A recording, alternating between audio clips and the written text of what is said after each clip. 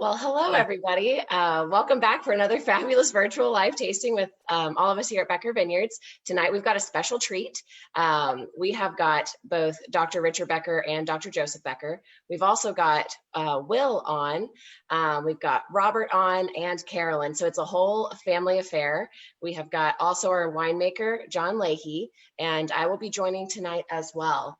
We'll be tasting through the 2018 White Wing, the 2018 GSM, and the 2017 Cabernet Franc Reserve. So it's going to be a fabulous evening. I'm going to go ahead and pass this off to everyone else to take over. Well, cheers. I would say, Kaylin, that Rebecca, your hair has really grown. It's grown long. Thanks for the great introduction. Doc, Joe, would you, do you have a few words to kick us off this evening before Thanksgiving? We're now 9 months of retreat from this virus and its devastating effects. Now the worst everywhere. We're about to run out of hospital beds and treatment, and we have to make decisions about who gets treatment.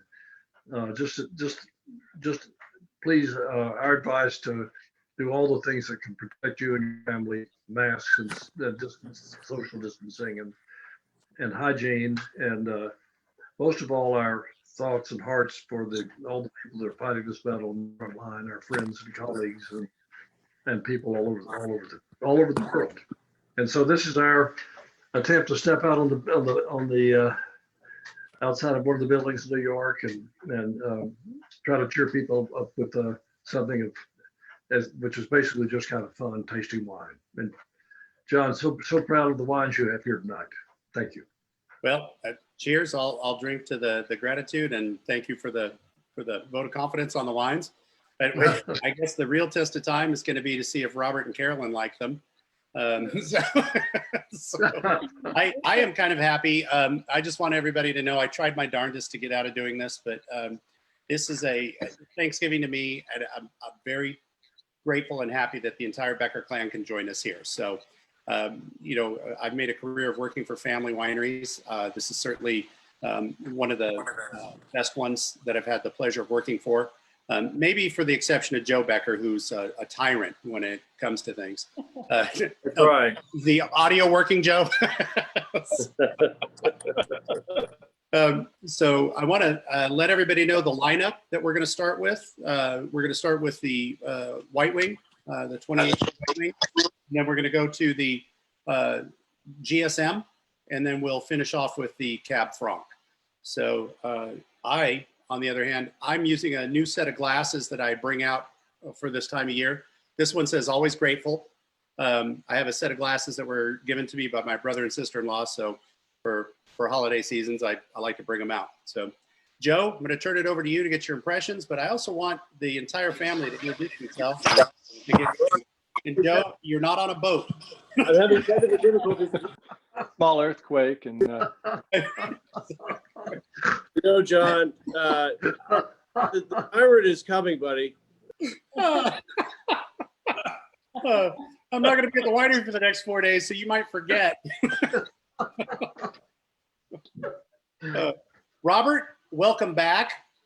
Thanks for joining us again. And Carolyn, I have to say, it's always a pleasure to be able to talk with you, and I'm glad you're able to join. Thank you, John. It's been far too long. So since Joe, are you still with us, or did he, I think he may have gotten bumped off. Will, welcome back. Why don't we start with you, with the White Wing, which is a Sauvignon Blanc-based blend. Yes, so Pop, when we opened the doors back in '92, I think the white wine we had was a Sauvignon Blanc. Is that correct? Is that Correct, our first wine? Yeah. And I think it was stainless steel. I think it was not oak aged. Way That's back right. when. Yeah. But I think, you know, it was always your goal to make the French style, you know, aged fermented in oak, and just a really beautiful sort of that style of Sauvignon Blanc. I really think you guys have captured that in the glass here. I think it's really lovely, balanced. And John, where are these grapes from? Where specifically, which vineyards? Well, yeah, no, the Sauvignon Blanc. So this is 93% Sauvignon Blanc, 7% Semillon. the Sauvignon Blanc is from our vineyard in the front, right there on Yenski, right before you turn into the driveway. And then the Semillon comes from the Bingham family vineyards up in the Meadow Brownfield area. Well, it's just a beautiful balance of both sort of fruit and that grassiness you hope to see in this. I don't know. It's just, I think it's a lovely wine. It's got a balance of fruit and grass and herbacity, and I love it. So, John, let me say that on the back it says White Wing, a blend of Semillon and Sauvignon Blanc from our estate vineyard, made in the Bordeaux style and French Allier oak. It flows like sunrise over a field of Texas sunflowers and the first wing shot of autumn. Well, Will and Joe could tell you a great story about going on a dove hunt, and it was very hot, and we couldn't get to the place where the doves were for an hour. So they made a trip through a game preserve. And would you like to tell the details of that story, Joe, Will?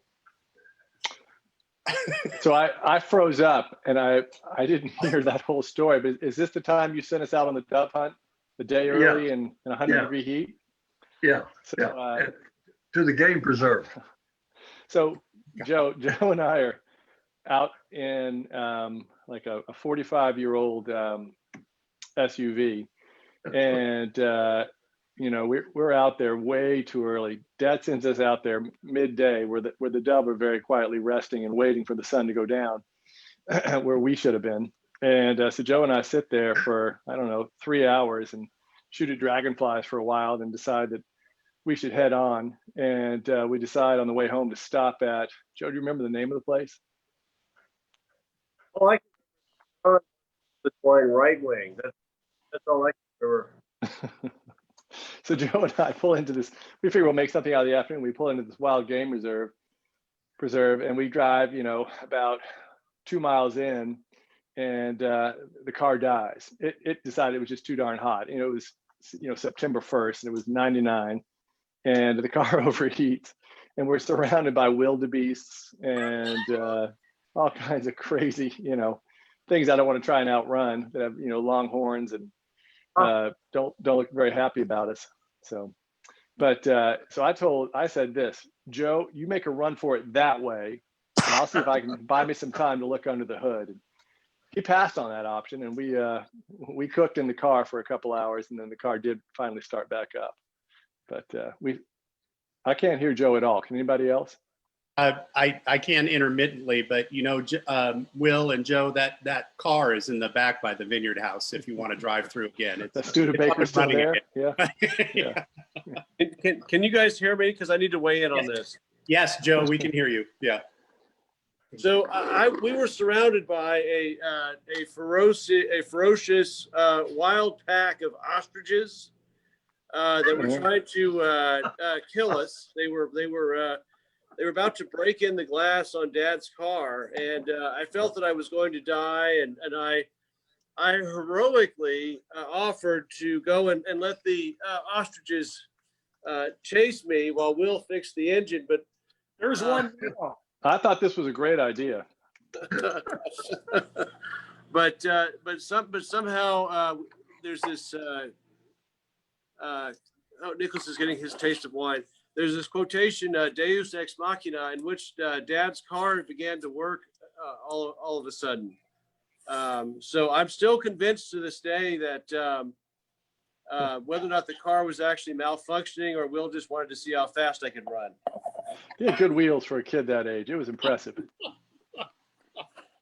Nice. So what you're saying is sibling rivalry is what it is today.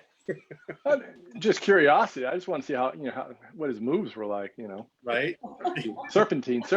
I thought he could do it. So I'm dying to get Carolyn in on this conversation because I was not there. I know you weren't there, but Carolyn not to be completely. A vote of confidence, Joe. I think you could have taken him on.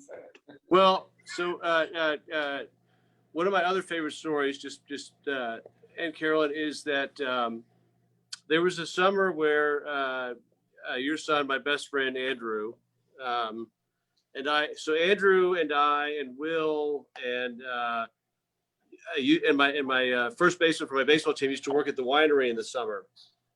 And there was one night where we had done a very hard day's work of harvesting, of cleaning the equipment.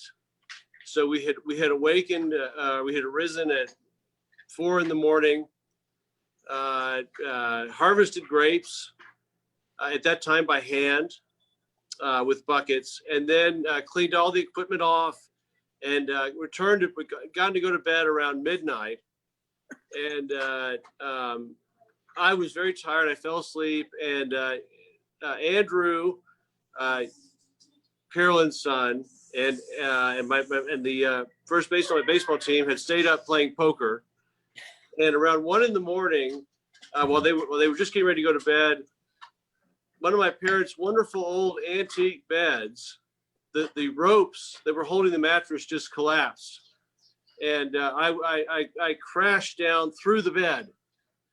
So that's a story that I will never forget with cousin Andrew.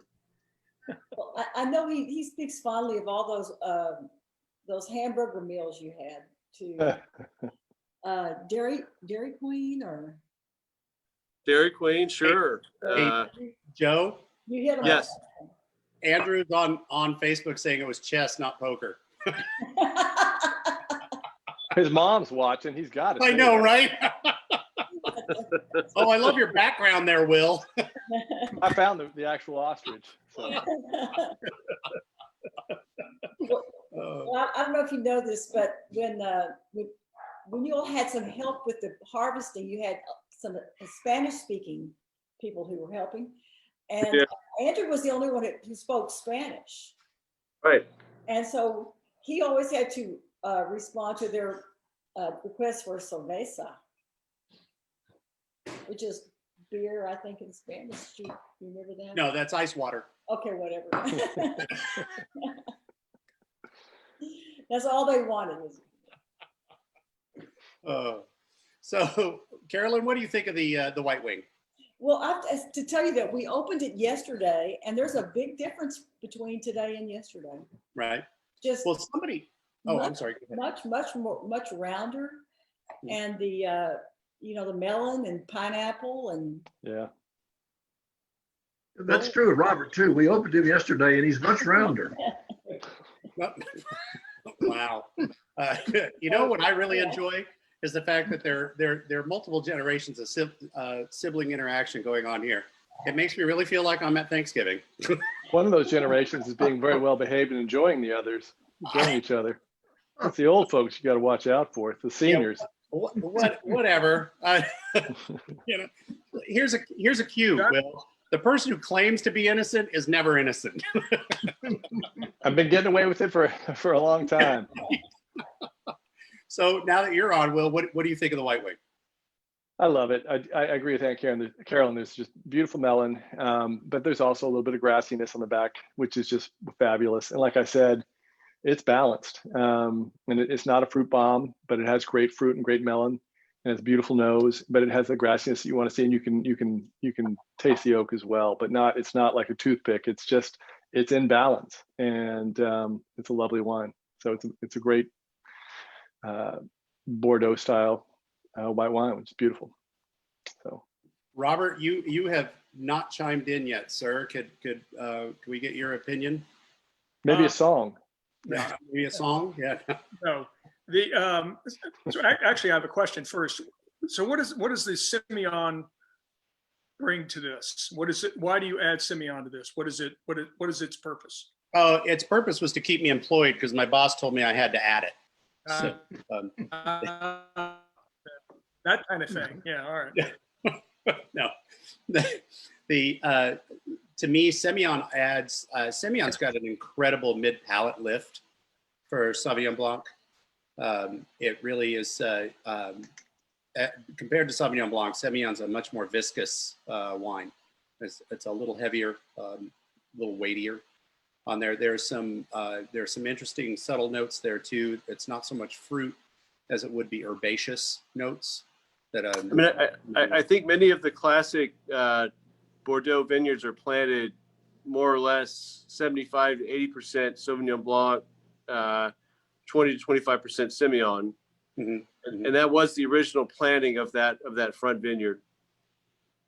Yeah. So of the 10 acres up there, how much there was about 2 acres of Semillon in there? Exactly right. Okay, because I know there are a few plants still producing Semillon up there. You can see the difference when you go through there. It's not very many.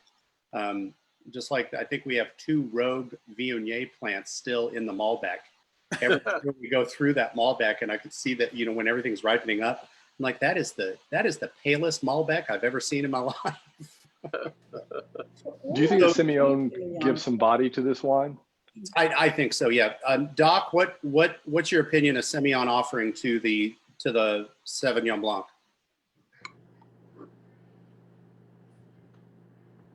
Doc, can you hear us? Oh, no, I didn't hear. Say again. I'm sorry. Semillon. What does the Semillon offer to the Sauvignon Blanc? What is the percentage? No, what does it offer? What does it offer? Yes, what does it give to the Sauvignon Blanc? What is I the? think it's the richness. There's a lot of intense, sort of acidic citrus quality in Sauvignon Blanc, and it kind of rounds it out a little bit. So I have a thought. I feel like we have fought the Semillon a little bit in Texas in these blends in the past few years. That they haven't quite that we want them to give that, but that they haven't quite given us the richness, and it's been unusual to actually get a wine like this where we get a nice contribution from Semillon. I don't, John, am I wrong about that? Or No, I don't think so, Joe. If you remember, like the 2012 actually had a much higher percentage of Semillon, and it did seem to fight it much. And then the 14, when we went back to that blend, we actually used a lot less Semillon. And it was 2 years ago, I think, we didn't have any Semillon in it at all. They were not simpatico. So yes, there's a little bit of a battle, and there are a lot of factors going into that. But I think the Semillon itself, when it does work, it offers a nice rich mid palate to it, but it can battle.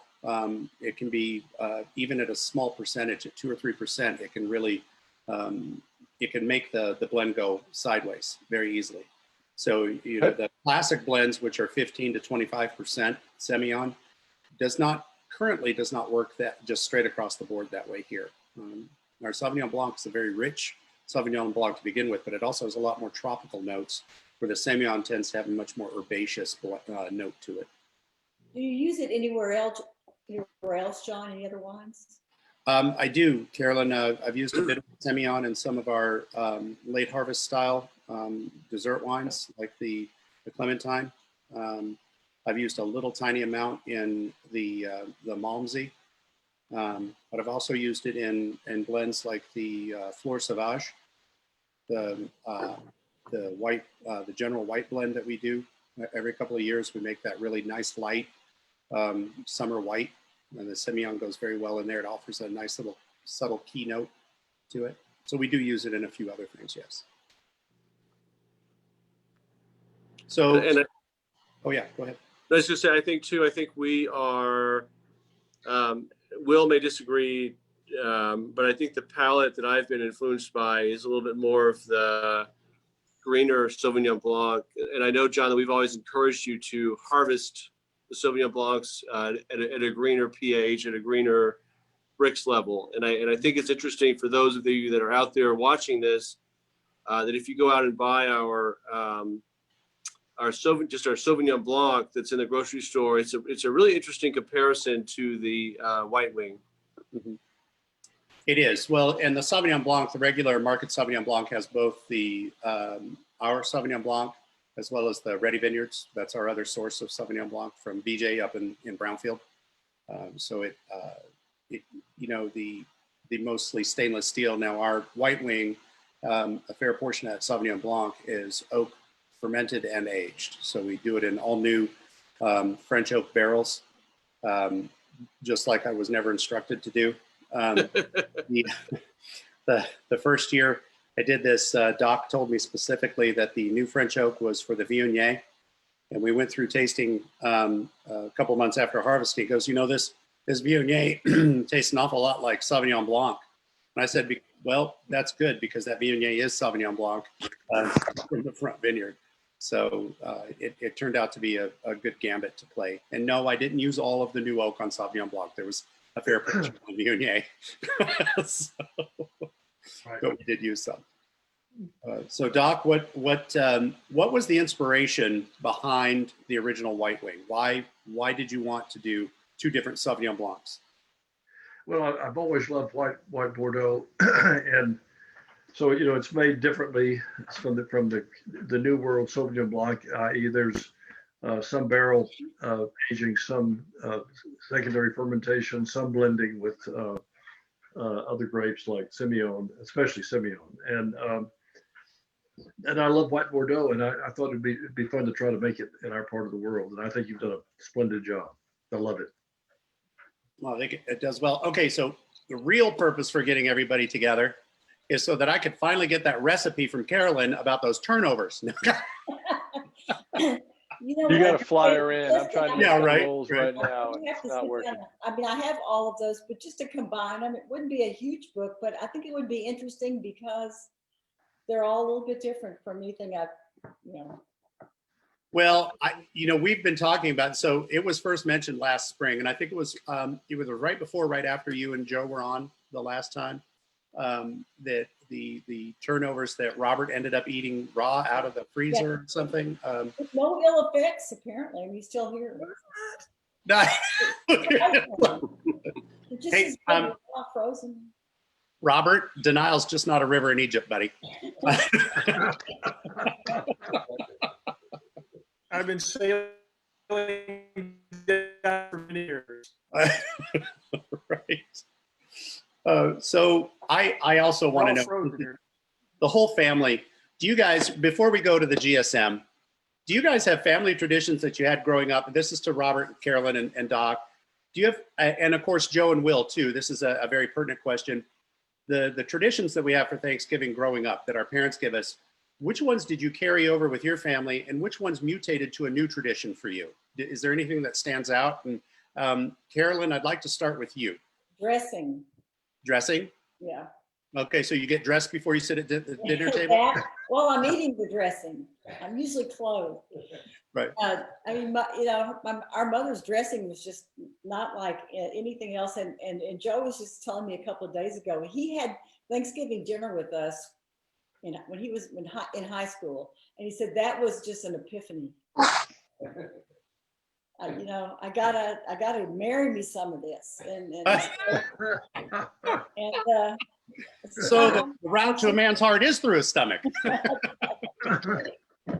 But I've never had anybody else's dressing that tasted like that, and I don't know why. Do you know what your mom did that was? Oh, I totally do. I mean, it's half a batch of biscuits, half a batch of, a full batch of biscuits, a full batch of cornbread, green onions, celery. Scratch, all made from scratch. Oh right. Yeah, and that day of, which just drives me crazy. It's okay to use day old biscuits. And the only herb is marjoram. Really? No sage? And nope. And you have enough by smell. You literally put your face in that bowl and you smell it, and then you're good. A little oregano, I think. But I'm afraid if I put my face in a bowl of dressing like that, my face wouldn't come out till Might not come back. Well, so that's to me that, and rolls and dressing, and of course wonderful pies. But Robert, what tradition do you remember growing up that you've carried over or have mutated to a new one, or Was that to me? Yes, sir. Oh, well, actually, so Carolyn can tell you how many times there's been a frantic call to her after our mother passed, when I'd be making Thanksgiving or Christmas dinner for my in-laws in New Orleans. And both my mother-in-law and father-in-law loved the turkey and dressing. And so she was always on the turkey help hotline for me for all those years. And we would go back and forth, there's it's only marjoram, there's nothing else. Anyway, and fortunately I sort of inherited the Becker nose. so we can all kind of smell when that is ready and appropriate. But so I mean that's been sort of to reproduce the wonderful dinners we had at that our mother made for us, and they were always ended. Every meal would end after we were completely stuffed, and then she would look up and say, "I just don't think it was as good as last year." There was, and after a while, we started to play along and go, I think you're right. This really wasn't that good. Oh my God. It's so funny because my son-in-law just does that for fun. He says, "Is this as good as last year?" Nice. So Doc, what tradition do you remember? Yeah, for me, it was someone would always lovingly put a pie out on the windowsill to cool, and they would want me to take it and walk down the block with it and with a and large sample spoon. with a spoon. That's right. They wanted you to walk it with a spoon. Spoons are Yeah, fat. but I did. Yes. So pie for you. So what kind of pie was it? Well, mincemeat for sure, and pumpkin, and primarily those two. Okay. Wonderful. Now, Will and Joe, is there something that you all have started for your kids that you may not have had growing up, or what do you remember growing up that is part of your Thanksgiving now? Will, go ahead. Well, this will be the first year we haven't flown to Texas for Thanksgiving in a long time. And so we miss you. I miss all of y'all very much. But so for my kids, it was just being with family. That's always been the thing that's Thanksgiving has meant. My mom was a just phenomenal cook, and it's a little bit like coaching. There's you don't invent much, you just steal from those around you who are great. And she would do Flois's stuffing and sweet potato dish from her family, and just to have all these wonderful people together in one room instead of on one Zoom, just the conversations with my with extended family was just so wonderful. So for my kids, it's always been bringing them home to Texas, and just the weather's perfect this time of year, and just getting to be around all these wonderful people, eat amazing food, and the wine's never bad either. So for me, it's just been having family around. So right on. So Joe, I'm gonna say two words, and that is Bubba Tub. yeah. Everything that Will said, I can't say that any better. Also, but just that every year for many years in the 90s, we had I know that Dad and Robert and Carolyn would have had or Dad and Robert would have had a contentious tennis match, and then would have spent some time in the hot tub while Mom was preparing Thanksgiving lunch, dinner, whatever you want to call it, having some Kiesler Chardonnay. So that just as memories go, that always stands out to me. Being sent on many runs to bring them a fresh bottle of Kistler. I think they were trying to fill the tub with it. They could not have consumed that much Kistler. So clearly, I think they were just trying to raise the level of the water, maybe cool it down a little bit. But there were many Kistler runs that had to be made. Can I ask a recipe question? Didn't your mom make this? I seem to remember this wonderful, incredibly rich spinach dish, and I don't know if she got that from her mom or where that came from. But I just seemed to, it was like there was more kind of cheese and cream or whatever than actual spinach. But it was just one of these fabulous holiday specialty dishes. All the best spinach dishes are lower on spinach and higher on cheese. I do think that came from her mother, or her grandmother Mayo. So I have to ask. You mentioned sweet potatoes. With or were they extra sweet, like sweetened with, or were they savory? They were sweet, and there were pecans on top, and it was phenomenal. No marshmallows involved. They were phenomenal. Yeah. I've never cared for marshmallows on. I always like sweet potatoes a more savory edge. Than No marshmallows were injured in the making of these souffles. So Nice. yeah. Okay, I think we need to move to the GSM, and I'm loaded with holiday questions, so be prepared. So, Doc, would you lead us off with this tasting and a little background on why we did the GSM? Well, I think the background is that the Rhone grapes, red and white, do beautifully in Texas, and you know I think we've made wonderful. When I say we, you, John, have made wonderful Viognier, Roussanne, nice Marsanne as whites, and wonderful Grenache, Mourvedre, Syrah, and so we thought we would make this this market wine, and I think it's very nice. It's very nicely knit together. Beautiful, soft, aromatic. Gosh, what fruit? Maybe a little some strawberry.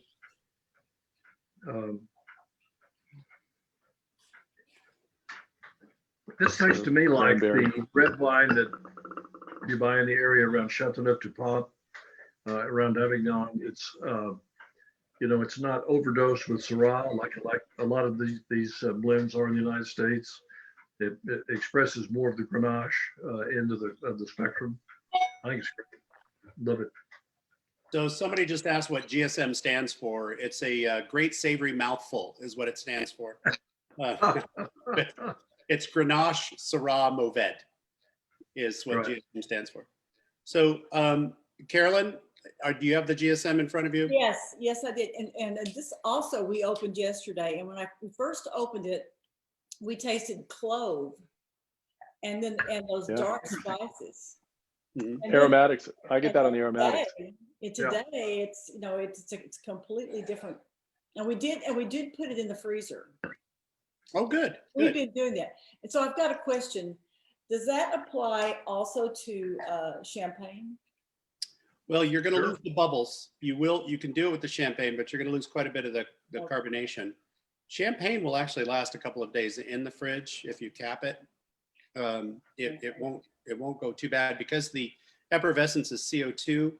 It actually pushes an inert gas into its own atmosphere to kind of preserve it for a couple of days. So, But so this is going into distribution. Is that? yeah, the GSM, yes. Local The- Texas is going to have it for us, or? Yes, the GSM is going statewide. It's initially going to be found in HEBs, and then after they've had it for a while, then we'll see where it goes from there. But yes, it will be going statewide distribution here this month. Wow, that's fantastic. I'm getting a little 58 Buick in this. Is that possible? Just sort of, Exhaust. no, you know, convertible. 53 Plymouth. No air conditioner, no radio. The first Is that the one that Mom would have to get out? But is that the one that wouldn't shift and Mother would have to pull over to the side of the road, The and 55, get out, open the hood and adjust it? no, the 57, 50, 55, 50, no, that was the Chevy. That was It's a fashionably pale green Mm-hmm. Plymouth. And it was the first car that our parents ever owned. And in 53, you know, Mother was almost 40. And she never had a driver's license. And so she started driving and got the car. You know, Carolyn, my grandmother Leahy drove without a driver's license her whole entire time, and she always thought the sidewalks were for traffic.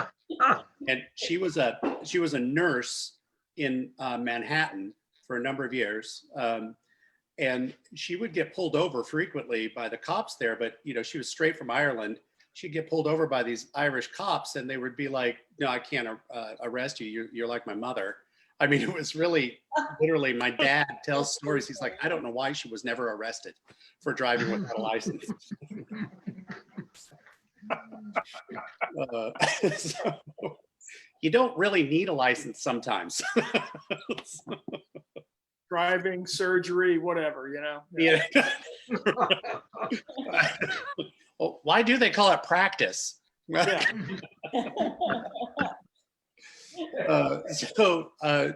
Will, what do you think of the GSM, sir? So I love a good strawberry note Grenache, and I've had some fabulous Grenache that just were just sort of a strawberry jam bomb, and this isn't that. This is not an overwhelming fruit bomb, but it does have a nice strawberry note that I really like a lot.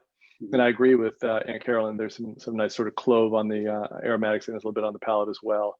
So every Thanksgiving, Dad would serve Chateau Neuf de Pop and with Thanksgiving dinner, and I didn't know that I think I developed an appreciation for Chateau Neuf de Pop at Thanksgiving, and I think this is just a super wine. And if there's any left, I'll put it out with whatever else I'm opening tomorrow. So I think it's going to be perfect with that, with the gravy. So I think it's got good acid, good structure, and I love those red notes. So perfect. What is can I ask what is the blend, and then I'll get out of your way. Go ahead. Yeah, I'll give you the general blend, but I'm not giving percentages because it's a proprietary secret on the GSM. But I've heard that about biscuit recipes too. Well, until I get that turnover recipe, I'm not sharing any percentages. Hold on. I say that now, but let me pull up. Give me just a second. I need to pull up the actual blend here. I think Will, it's a very large concentration of Mourvedre more than anything else. Yes, and I think that's what gives it's wonderful. That fullness, that wonderful fruit note that you get on, as John would say, I would say 3 and 4. That wonderful strawberry note, and then a little bit of that for the purposes of Thanksgiving, a little bit of that mincemeat note. Mm-hmm.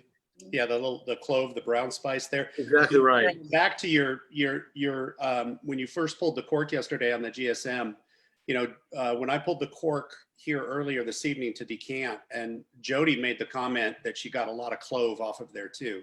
It is very interesting that brown spice to me is really pretty potent in there. So yeah. The blend is predominantly Mourvedre. Then there's a Grenache and Syrah. There's also Counoise and So, and just a touch of Barbera actually. I put in just a couple percentage points of Barbera in there for that to accentuate that strawberry on there. Which I think is interesting because Syrah and Barbera are incredible grapes when we can grow them in Texas, but they're tough. They're thin-skinned. They're very susceptible to the incredible climate change that we have here in Texas. But when they're there, boy, they make an incredible blend, which is what even in their smaller percentages in this wine, they make an incredible blend. Yeah, and that the what I really enjoy about this too is that underneath that brown spice, there's a little bit of anise in there, anise seed that I get, or maybe some people say licorice on there. That just I find very, very interesting with that depth, that nose just keeps going in layer after layer on there. So Robert, what do you think of the GSM, sir? What I really like about this is how sort of rounded it is, and it's I get sort of enough sort of enough of that kind of leathery tanniny taste that sort of gives it the kind of the structure that there's just a very satisfying mouthfeel to the whole thing. Mm-hmm. I think that's what I said is probably total gibberish, but it does taste really good. Well, at the end of the day, that I think is the important part. We spend a lot of time talking a lot of nice descriptors and stuff, but at the end, do you like it? Would you drink a second glass? Yes. That's always been an important demarcation for us. Sorry, somebody just walked in complaining that he hasn't been fed yet. Let's see him. Get him up there. If I can, Jesus, here. This is Angus He looks hungry. But yeah, no, he's a talker. We think he's got a fair portion of Siamese in him. He talks nonstop. But what about your tortie? We had a talking tortie. Oh, our Tortie talks, and her voice is quite loud. When she wants your attention, she definitely gets it. So anyway, Doc, the GSM new marketplace wine, everything good? What do you think? I think, John, I want to say that what I think you've been so wonderful at is getting all of the fruit notes through the vinification process, so that these wines all taste like they're sweet. They're not. They have no sugar in them. It's just, I think it's the real magic of this winemaking that allows us to taste all the fruit notes from these grapes. And I think that's worth, because that's rare. If you put a cross section of these wines down and start tasting them, you won't get this fruit expression for the most part. But you do in especially the Grenache dominant Rhone wines from that mid portion of the Rhone Valley, and that's very much what we have here. And if you think about what they're trying to make wine for, all the herbal notes and the sausage, and all those sort of bright, spicy things, this is the perfect wine to be part of that meal. Okay, well, this is for Carolyn. Here you go, Carolyn. And she's not too happy. Her brother is eating, so she What's won't. the name? Will, Dad, this wine, this is going to sound very simplistic, but Mom used to make that cranberry crunch that was so amazing. Yeah. Delicious. This wine Yes. reminds me a lot of that. But wait, It does. Yeah. what do you mean by cranberry crunch? Now there's a whole new recipe? We'll have to go after Joe for that one. It was delicious, guys. It was good. You bet. You got it? Okay, Joe, you're going to have to at least give a little bit more information. Was it a dessert? John, it was made out of cranberries. My goodness, you've been hanging out with Irish people, haven't you? Well, here's to getting a dose of my own medicine. So There was John, some carbohydrates and cranberries and some other stuff, and Perfect. voila. John, what are you cooking tomorrow? Cornish game hens, butternut squash soup, some veggies. It's just Jody and I, so we're going to do that. It was that or pheasant. I was really torn. So I am not, the confession time is I'm not a huge turkey fan. So one of our traditions in our household for over a decade, because when we lived in Northern California, Dungeness crab season started the week before Thanksgiving. And so we would always go down to the bay and get fresh crabs off the boat and come home and have a crab boil for Thanksgiving. Nothing wrong with that. Yeah. And then for a couple of years, when Jody was working on a project up in the Sierra, mapping project up there for reservoir area and dam, 2 Thanksgivings in a row, we were up in this little tiny old mining town of Murphy's, California. A lot of wineries up there. It was in the heart of the Sierra wine area, but we stayed in the historic hotel, which was built back during the gold rush era. And we would have Thanksgiving dinner at the hotel, and then we would retire to the bar, which was built in 1848, I think. There's this one big long piece of mahogany that was carved and brought in. Yeah. So traditions are what they are. Sounds good. Right. So any other comments from anybody about the GSM? Okay, guys, I I'm really going to have to ask you, like it. I think it's what, I like what it. Thanksgiving dish would you pair with the GSM? Turkey and dressing. You bet. Dressing. Okay. Will, you're muted. Well, I think it's got the acid and the structure and the size to stand up to a good thick gravy. And I'm probably going to botch it tomorrow, but if I pull it off, I look forward to a big bite of turkey and gravy with this. So Perfect. Robert, any other dish besides turkey that you can think of? Is it possible this might really be nice with a slice of pecan pie? It's Oh, more than boy. possible. Yeah. I think, sir, you probably hit the nail on the head with that one. Absolutely. It would be good with pecan pie. Joe, what do you think? Having made mom's or having been overseen making mom's gravy for many years, I'd have to say that the turkey and the gravy for me would be a great pairing. Okay. Now, y'all have gotten the turkey and gravy out of the way. That this next wine, you're going to start thinking about side dishes that it would go with. Because, Oh, John, yes, sir.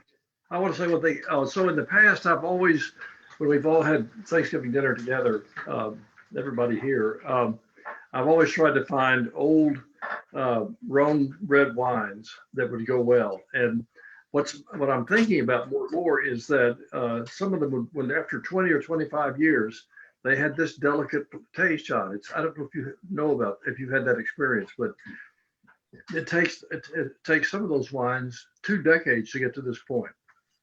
Do you have any thoughts about that, or do you think I should be pushed off? I swear I use brand new cork in the bottle.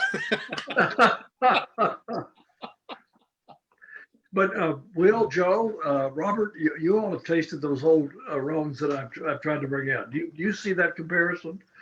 definitely.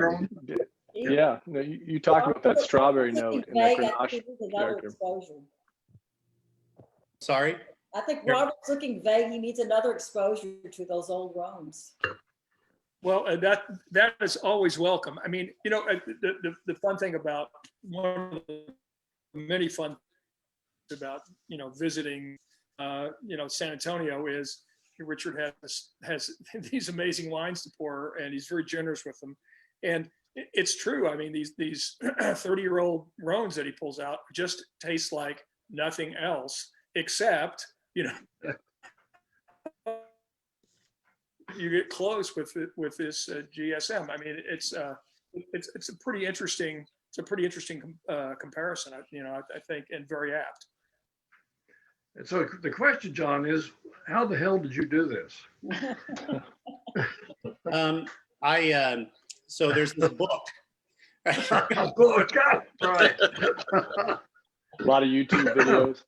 Yeah, you know, oddly enough, there are not a lot of YouTube videos on how to make wine. I don't know why. You could be an influencer. I see a niche window for you there. Yeah, that's good. An influencer. That'd be me. Maybe I could do makeup tutorials.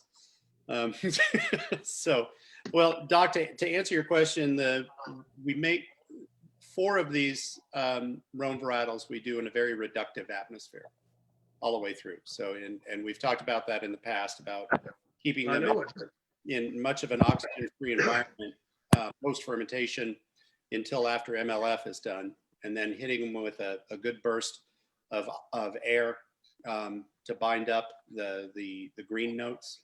Now that starts off with what yeast we choose and the temperatures we choose at fermentation. I won't bore everybody with the minutia, but basically it's what we call the aldehydic bridge. When we start off with new and untoasted oak involved early on in the process, letting it go through malactic fermentation, and then hitting it with some air, doing basically a pump over on wine that you would normally not do after fermentation is done, and then putting it to barrel and leaving it the hell alone for a year and a half, and letting it develop on its own, so that, you know, keeps these really delicate notes intact. You did it. Congrats. Wow. So, are we ready to go on to the Cab Franc? No, I don't want to leave this one, John. Well, there's a key. There is more where that came from, Dr. Becker. Oh, okay. He's got the keys. Yeah, you know, it reminds me, a real quick story before we go on. During the middle of harvest a few years ago, Jody had brought home this bottle of wine that she discovered, and she wanted me to taste it. And I just came home from the winery, like, here, taste this. And so I pour it in the glass, I rinse the glass, dump it, I pour some more, rinse it, smell it, taste it, spit it out, taste it again, dump it. I'm like, yeah, it's good. The look on her face, and she just looks at me very deadpanned, and she's like, I have one bottle, not 10,000 gallons. Like, oh, all right, wrong venue. So, but, okay, so on to the Cabernet Franc, everybody. So give it a swirl and a sniff and a taste. And Carolyn, this time we're going to start off with you and your impressions of the Cab Franc. You're starting off with one of my absolute favorite wines that you make, without a doubt. It's just,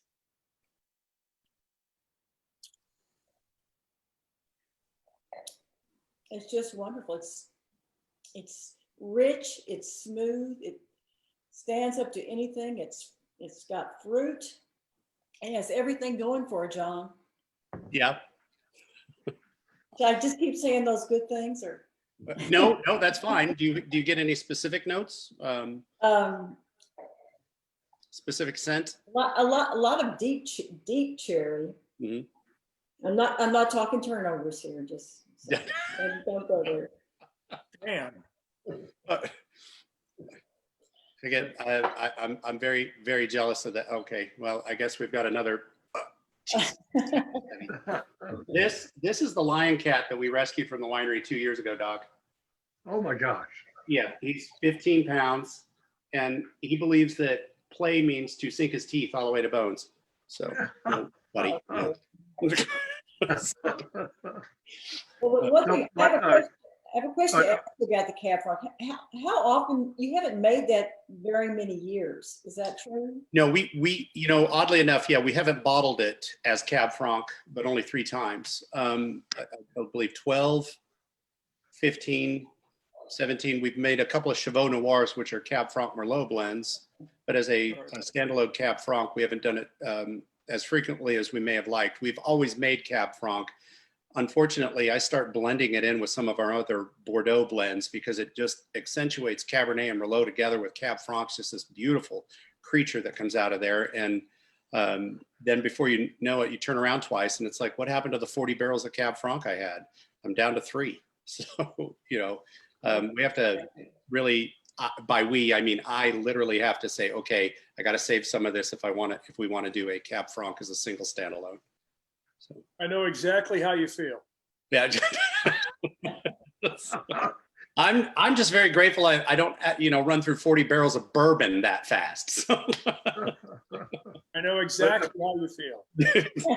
But I would, Robert and Carl, this the label is one of Tony's paintings, which is, I think, an impressionist view of a dust storm in West Texas. If you look at this, I think that's what he was after. Which we know well about those dust storms. It's sort of a nightmare. It's sort of a nightmare scene. Yeah. In terms of dust storms. No, it's a lovely label. And John, the wine is the wine's terrific. I mean, it sort of has those. Again, I just love the structure, the tannins. It's not, it's not too hot. It's but it's not a fruit bomb. It's lovely. I've been ignoring Kaylin this whole time, and Me too. Kaylin, you better take it off of mute, because what do you think of the Cab Franc? I love the Cab Franc, hands down. I never was able to try the 12, but I do have a few 15s hidden here in the house. And I was very excited whenever the 2017 was released.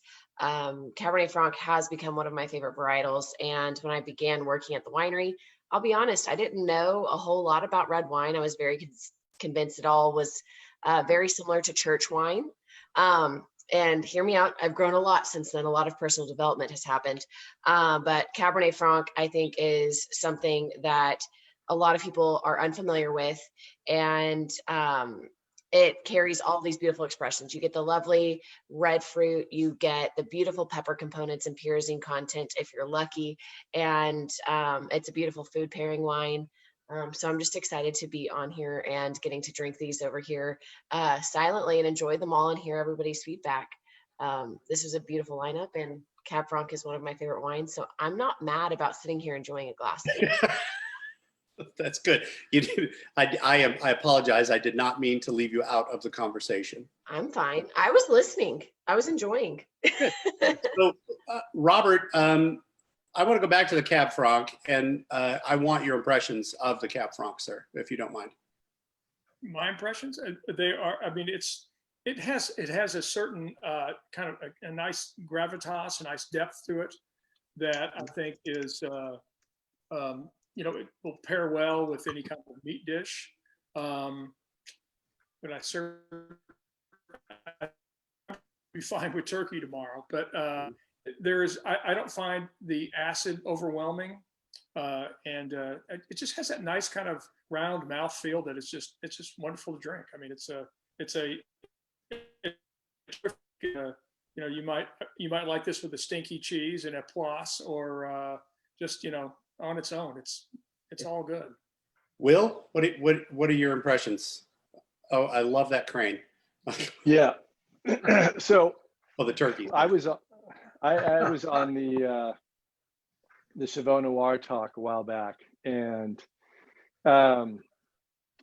we talked about the Pyrazines, and this is my favorite grape. I think it's incredibly versatile. Everywhere you go in the U.S., in regions I don't think of as traditional wine regions, they do a Cab Franc, and for various the ability to get it ripe or whatever. I think there's so many different expressions and styles. I think Argentina starting in Mendoza is starting to make some really cool Cab Franc. So for me, it is my favorite grape, and I look forward to your expression of this grape from Texas every time you guys make one. And I think Uncle Robert is right that it's really balanced. It's really nice that we get green pepper, but we also get sort of a red pepper, a roasted red pepper, and just because we have that hotter climate that the Pyrazines are developing in. And I absolutely love it. It's probably, like Aunt Carolyn said, it's probably one of my favorite grapes and wines that we make. So was it too soon for the joke, for the comic? Joe, stop. Too soon. So Doc, the first time that we did Cab Franc at the winery, when was that? Gosh, well, it's been a while. It's probably been 15 or more years ago, the first time. But the first one that you did, John, I'm thinking 12 maybe, but I'm not sure. Yeah, 12 was, and I'm sorry, I'm getting distracted by Will changing his name. Will, it doesn't matter how far away you live, I will remember. Yeah, the 2012 was the first one we did, and it actually was a blend. We had a little bit of Miss Cooper's grapes in there, along with the Bingham family. So, but I'm just wondering back, do you remember how far back you all started getting Cab Franc at the winery? God. Well, of course, we planted Cab Franc here originally. We grew it, yeah, and but I think we always blended it with our Cabernet Sauvignon primarily. The thing about Cabernet Franc is that it's hard to get it all ripe, and when you look at the clusters, they'll be very mature looking grapes and green grapes, and to get a great Cab Franc, you have to be able to get everything dark in the cluster, and so that's part of it. If you don't get it all dark, then you have sort of an asparagus, broccoli notes that are not so good. But when it gets really ripe like this, and this is one of the oldest grapes, John, right? One of the first red grapes grown that we know about from France. Maybe even the Romans had a Cabernet Franc like derivative, and so this is when you think about red wine from France, this is probably it. And interesting lineage, and I love it. It's fascinating to think that somebody 2,500 years ago was drinking this same varietal. Yes, probably possible. Yeah. So, I mean, because it is, and I could be mistaken about this, but I don't think it has an older lineage. I mean, it is a parent varietal. Yes. I think that's right. Yes, it is, and it's the parent of a cross with Cabernet. Sauvignon Blanc to make Cabernet Sauvignon. Yeah. Right. Which is it has always fascinated me that this cross with Sauvignon Blanc is Cabernet Sauvignon. So yeah. Do you put this in the claret? Yes, we do. We use a little bit of it in the claret. It's always been. I mean, ever since you've been making the claret, which is a long time, it's been there. Yeah, I don't know about prior to 2012, but you know that I do know that when I took over, there was older vintages of Cabernet Franc available in barrels. So I know it's been in the winery for a while. So, but yeah, it's always been to me, Cabernet Franc's always been a mainstay, especially in a Bordeaux house. You know, you have to have that. No matter how much certain members of our Becker team may love Petit Verdot, I think Cabernet Franc is important. So, Joe, what are your impressions of the Cabernet Franc? Oh, is he not with us anymore? I can't see. Oh, he's muted. Okay, no worries. So, of all of the three wines, guys, and Carolyn, I'll start with you on this again because I like picking on you because you're not with us very often. Wait, can I say thing? Yep. I think that the Cab, you asked me, John, the Cab Franc has an incredible dark spice and richness on the finish that I love about this wine, and I think that it's unique to these grapes. Yeah, that spice on the end. Yeah. Yeah.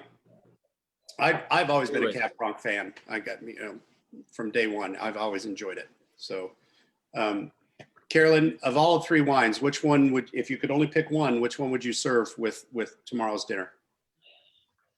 Probably the GSM. The GSM? But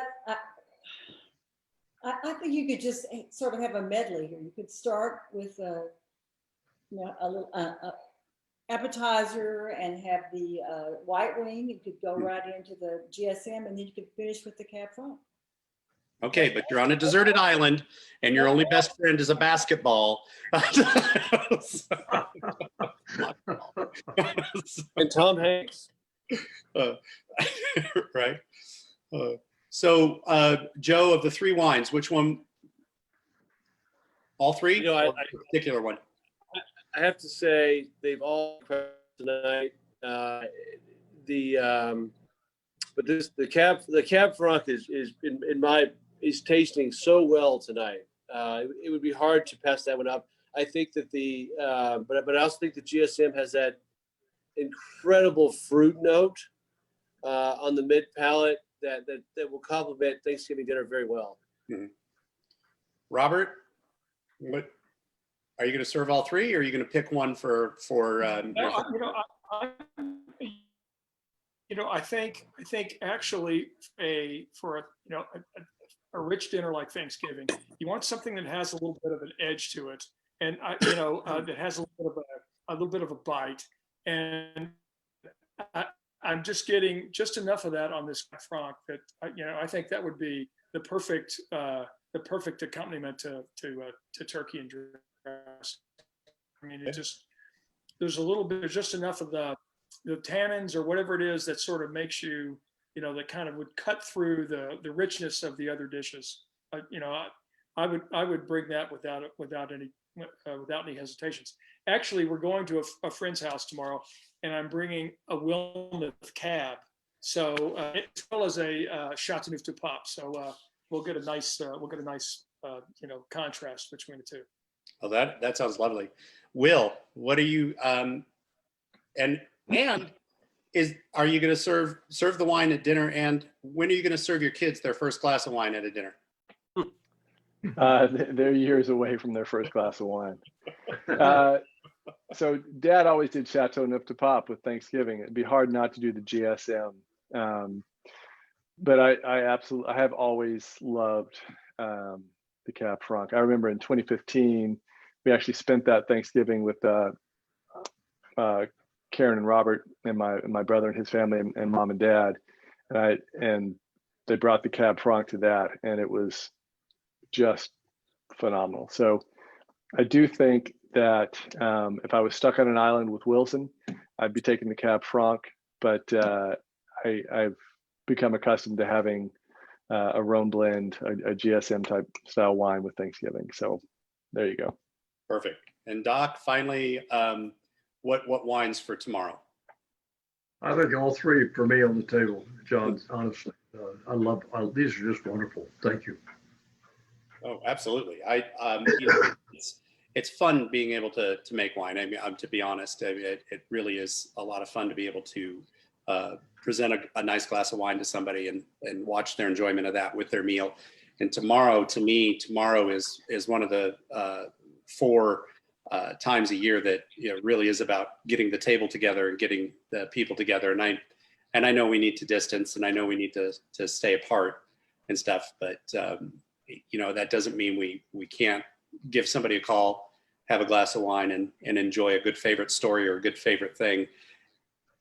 The reason I asked you about your traditions and what you grew up with and what you wanted to do for yourselves on there is Thanksgiving has always been one of my favorite holidays. And it, to me, from growing up, because it's always the holiday that I can remember cousins and grandparents and aunts and uncles, everybody sitting down together. So I know it's going to be hard on a lot of people, but I wanted to wish everybody an absolutely fantastic Thanksgiving.